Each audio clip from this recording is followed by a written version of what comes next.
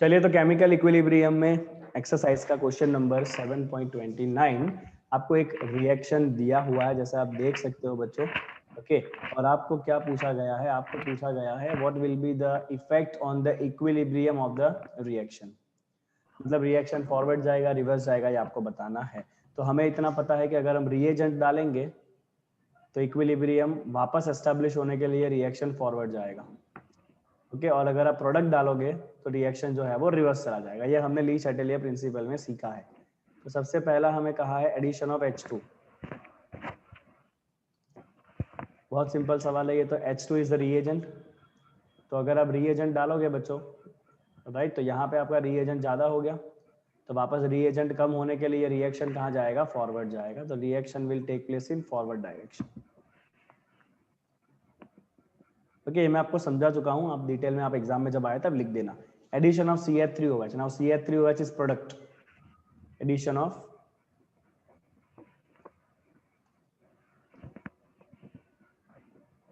CH3OH and this CH3OH is a product. अगर आपने product डाल दिया अंदर तो वापस प्रोडक्ट को कम होना पड़ेगा इक्विलिब्रियम आने के लिए, तो उसके लिए रिएक्शन कहाँ चला जाएगा? रिवर्स चला जाएगा।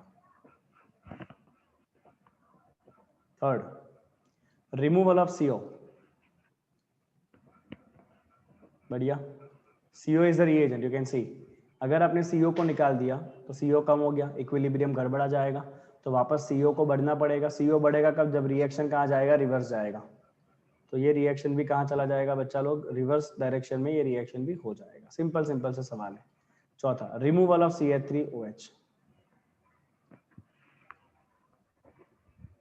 Removal of CH3OH। चलिए बच्चों देखिए यहाँ पे CH3OH इज ए प्रोडक्ट। अगर आपने CH3OH को निकाल दिया, इक्विलिब्रियम डिस्टर्ब हो जाएगा, तो वापस CH3OH बढ़ना पड़ेगा। CH3OH बढ़ने के लिए रिएक्शन कहाँ आएगा बच्चों? डेफिनेटली फॉरवर्ड डायरेक्शन में आएगा, राइट। तो रिएक्शन कहाँ आएगा? फॉरवर्ड आएगा, राइट। तो यहाँ पे आप सिंपल एक समराइज कर सकते हो, लिख सकते हो ऐसा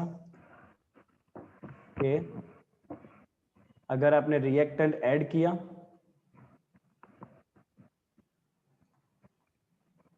या प्रोडक्ट को निकाल दिया, रिएक्टेंट आपने ऐड किया या प्रोडक्ट को आपने निकाल दिया, तो रिएक्शन कहाँ जाएगा? फॉरवर्ड जाएगा। और अगर आपने रिएक्टेंट को निकाल दिया और प्रोडक्ट को ऐड कर दिया,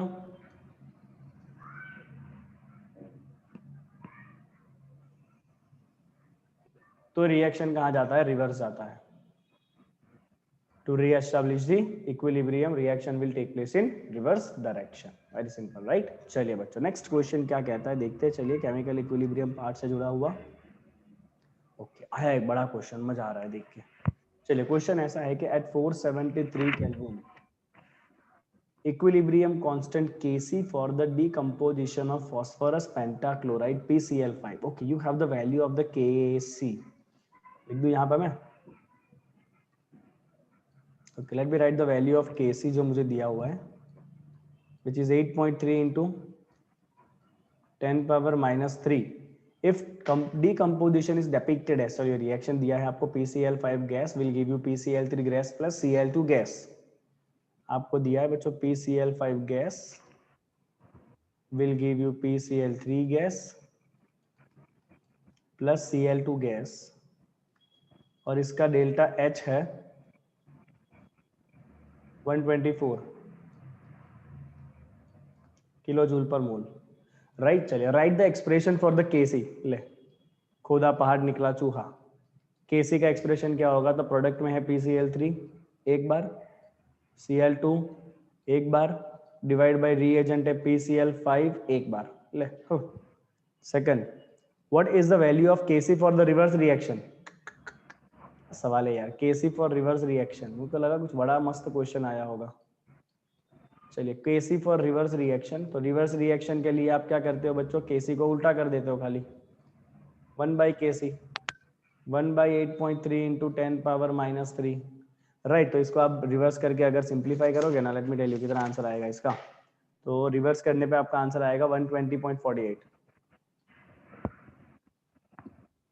चलिए और कुछ पूछा है क्या? तीसरा भी सवाल है, क्या है? What would be the effect of KC if more PCl5 is added? PCl5 क्या है? रिएजेंट है। रिएजेंट ऐड करोगे रिएक्शन फॉरवर्ड जाएगा, राइट? रिएजेंट अगर आप ऐड करोगे तो रिएक्शन कहाँ जाता है बच्चों? रिएक्शन जो है वो फॉरवर्ड डायरेक्शन में जाने वाला है। बट आपको रिएक्शन कहाँ जाएगा ये नहीं पूछा, आपको ये पूछा है what will be the effect on KC. KC के ऊपर इफेक्ट क्या होगा? तो केसी तो खाली टेम्परेचर पे डिपेंड करता है, केसी का कॉन्सेंट्रेशन के साथ तो कोई लेना देना ही नहीं होता है। तो यहाँ पे आपको जो पहला पूछा गया है उसमें आप लिखोगे बच्चों केसी ओनली डिपेंड्स ऑन टेम्परेचर, और आप में टेम्परेचर तो बदला नहीं है। हाँ, रिएक्शन फॉरवर्ड जाएगा, आई एग्री विद दैट। अगर आप PCl5 डालोगे रिएक्शन फॉरवर्ड डायरेक्शन में जाएगा, बट के ऊपर कोई फर्क पड़ेगा नहीं, राइट? ओके, तो KC only depends on the temperature, hence it will not change in first case, hence will not change by adding PCl5, will not change by adding PCl5। चलिए इससे सेकंड क्या है? इसके अंदर क्या करना है? Pressure is increase. चलिए प्रेशर से भी कोई फर्क पड़ने वाला नहीं है, केसी प्रेशर पे डिपेंड नहीं करता है।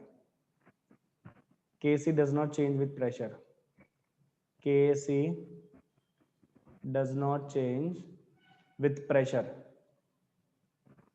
It has nothing to do with pressure. Third क्या कहा है? The temperature is increase. चलो टेम्परेचर अगर आप बढ़ाओगे ना बच्चों तो डेफिनेटली आपका के का वैल्यू ऑलवेज बढ़ता है। इतना याद रखना बच्चों, टेम्परेचर बढ़ाने से के का वैल्यू ऑलवेज बढ़ता है, राइट? तो will write here with rise in temperature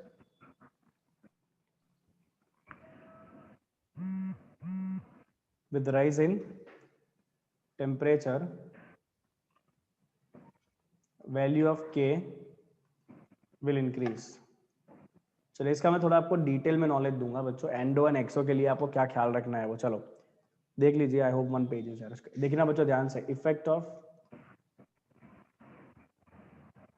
temperature on equilibrium constant K से इंपॉर्टेंट है आपके लिए, ये बहुत इंपॉर्टेंट है। सबसे पहले अगर आपका डेल्टा H पॉजिटिव है, डेल्टा H पॉजिटिव मतलब रिएक्शन है आपका एंडोथर्मिक। अब आपका जो केसी होता है ना बच्चों, केसी होता है आपका ratio of the rate constant of forward reaction by rate constant of reverse reaction. ये आपको टेक्स्ट बुक के अंदर नहीं दिया हुआ है। Where this KF is rate constant, मतलब कितने स्पीड से फॉरवर्ड रिएक्शन हो रहा है उसका constant, rate constant of forward reaction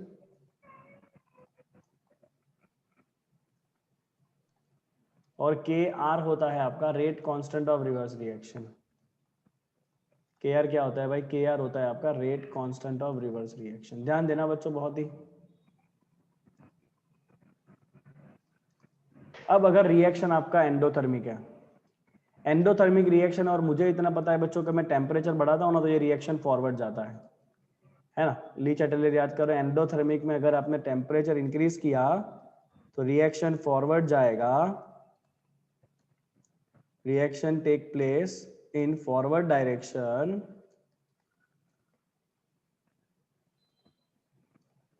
अगर रिएक्शन फॉरवर्ड जाएगा तो फॉरवर्ड का जो रेट कांस्टेंट है वो बढ़ जाएगा, बिकॉज रिएक्शन फॉरवर्ड जा रहा है मतलब फॉरवर्ड रिएक्शन का स्पीड बढ़ा, मतलब ये फॉरवर्ड का जो रेट कांस्टेंट है ना वो इंक्रीज हो जाएगा। और अगर KF इंक्रीज होगा, देख लो यहाँ से, अगर KF इंक्रीज होगा तो KF और K दोनों डायरेक्ट प्रपोर्शन में है, दोनों ऊपर ही है ना, तो K will also increase, KC will also increase,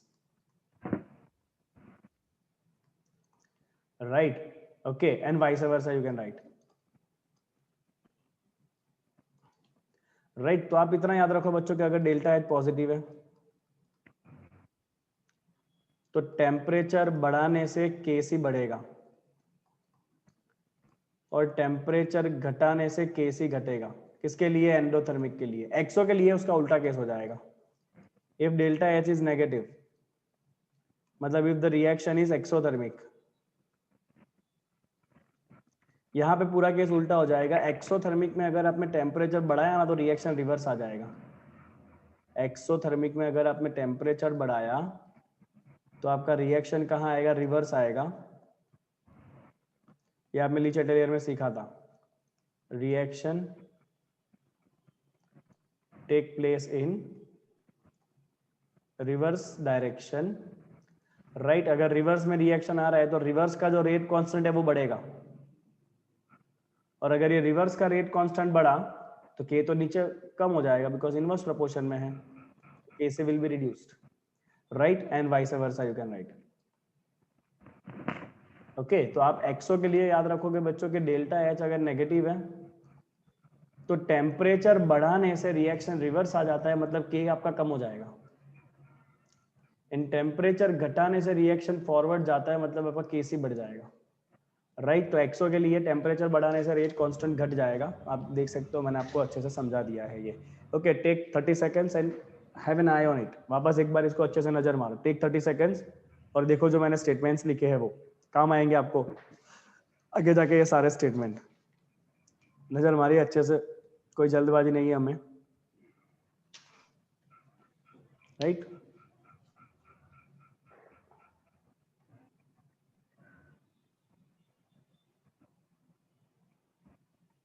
चलिए let's go to the next question now. Okay, 7.31 बड़ा क्वेश्चन दिख तो रहा है बट देखते क्या है। Dihydrogen gas used in Haber process is produced by reacting methane from the natural gas with a high temperature steam. The first stage of the two-stage reaction involves the formation of the CO and H2, and in second stage, CO formed in the first stage is reacted with more steam in the water gas shift reaction. इतना सारा कथा हमें इस chapter के अंदर कोई काम का ही नहीं है, हमें खाली ये रिएक्शन चाहिए। हमारा रिएक्शन है CO plus H2O gas will give you CO2 gas plus H2 gas. कोई कथा का हमें काम नहीं है, राइट। मैंने रिएक्शन लिख दिया, ये पूरा नक्कामा है, कोई काम का नहीं है। चलो, okay, if a reaction vessel at 400 degrees Celsius is charged with an equimolar mixture of CO and steam such that pressure of CO and pressure of H2O both are 4 bar, what will be the partial pressure of H2 at equilibrium where Kp is also given? तो ये तो simple सवाल हो गया, आपको initial pressure दिया हुआ है,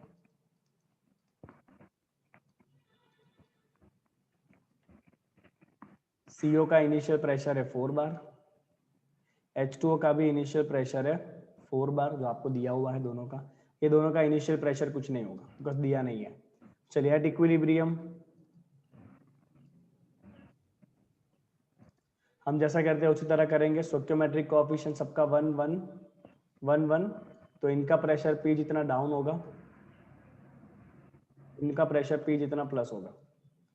तो बहुत बार हम कर चुके पूरे एक्सरसाइज क्वेश्चन के अंदर। तो इक्विलिब्रियम पे इसका प्रेशर बचेगा 4 माइनस पी, इसका प्रेशर होगा P, इसका प्रेशर होगा P।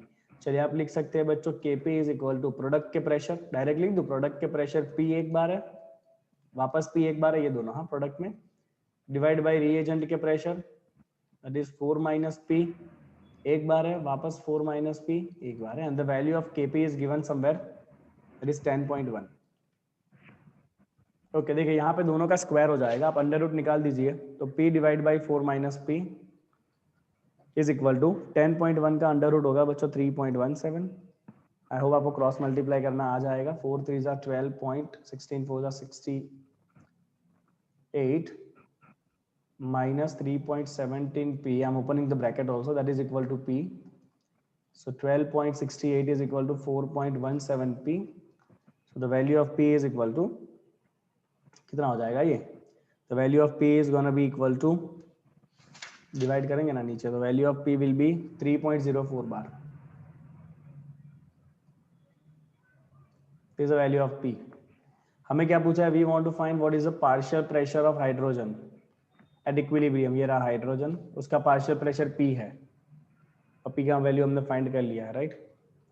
तो partial pressure of hydrogen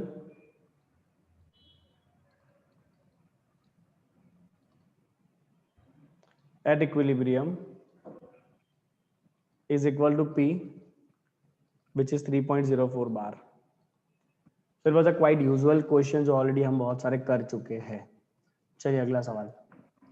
Predict which of the following reaction will have appreciable concentration of reactant and product both. तो आपको appreciable concentration चाहिए reactant का भी और product का भी. ये तभी होता है जब आपका K का वैल्यू 10 पावर -3 से 10 पावर +3 के बीच में हो. ये हमने सीखा था application of equilibrium constant K में.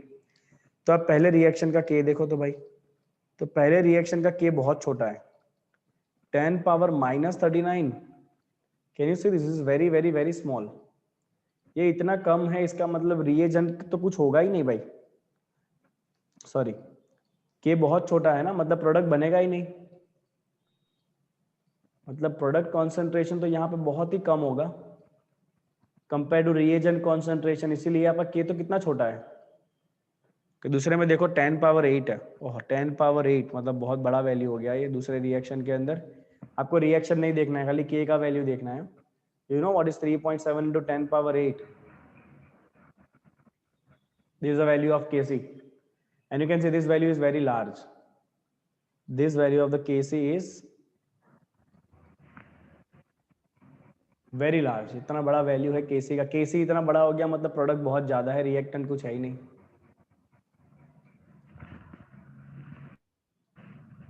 थर्ड देखो तो, थर्ड में आपका K का वैल्यू जो है ना वो कुछ 1.8 दिख रहा है. थर्ड में आपका Kc का वैल्यू कितना दिख रहा है बच्चों, 1.8 दिख रहा है. और ये ना इतना बड़ा है ना इतना छोटा है, मतलब यहाँ पे प्रोडक्ट का कॉन्सेंट्रेशन एंड रिएजेंट कॉन्सेंट्रेशन दोनों ऑलमोस्ट इक्वल होंगे. सेम तो नहीं होंगे but they both are what you can say appreciable concentration दोनों का होगा. कोई ज्यादा इतना नहीं होगा, कोई इतना कम नहीं होगा. So here you can write both have appreciable concentration. Both have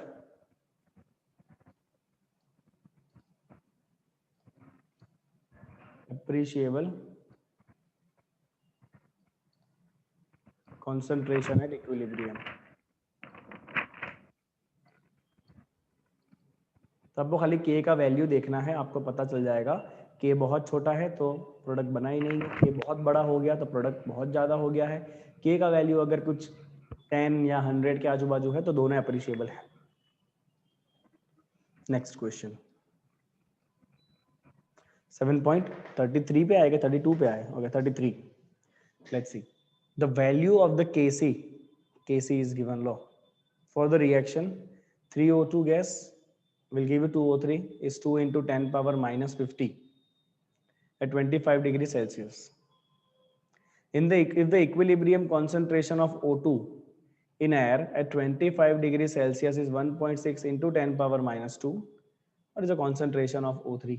चलो क्या करना है, सिंपल सवाल है. आपको दिया हुआ है 3O2 gas will give you 2O3. O3 is ozone gas.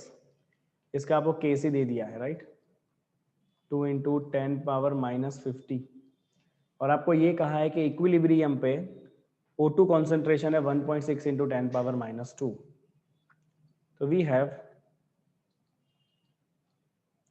Eight equilibrium air में जो O2 होता है उसका कॉन्सेंट्रेशन है 1.6 into 10 to the power -2. आपको ये निकालना है कि O3 कॉन्सेंट्रेशन कितना होगा एयर में.